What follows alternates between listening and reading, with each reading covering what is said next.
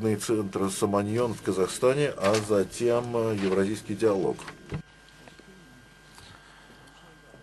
Уважаемый действующий председатель, уважаемый господин генеральный секретарь, дамы и господа.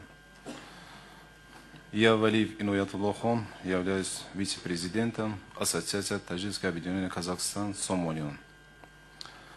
В первую очередь хочу выразить благодарность организаторам этого мероприятия, так как подобные мероприятия очень важны для нас, потому что каждый из нас присутствие имеет возможности высказать свои мнения по тем или иным вопросам повестки дня. Я горжусь, что живу в Казахстане. Это страна, которая успешно председательствовала в ОБСЕ в 2010 году.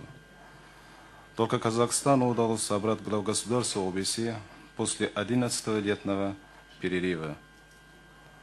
Еще раз повторяю, что за 11 лет ни одного государства не удалось собрать глав государства ОБСЕ. Это важное достижение Казахстана. Мы, таджики, проживающие в Казахстане, выразим искренней благодарности Казахстану, его народу за все те условия, которые созданы для нас. Мы благодарны за то, что в тяжелые времена для нашей нации в 1990 году Казахстан протянул нам руки помощи. Сотни граждан Таджикистана стали беженцами во время войны в Таджикистане. В эти тяжелые времена великий казахский народ приютил нас. Они даже поделились с нами последним куском хлеба.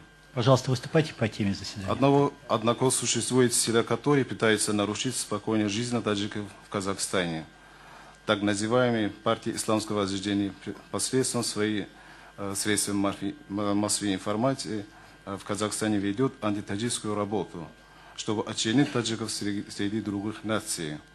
Для нас стало неожиданным, что такая... Спасибо.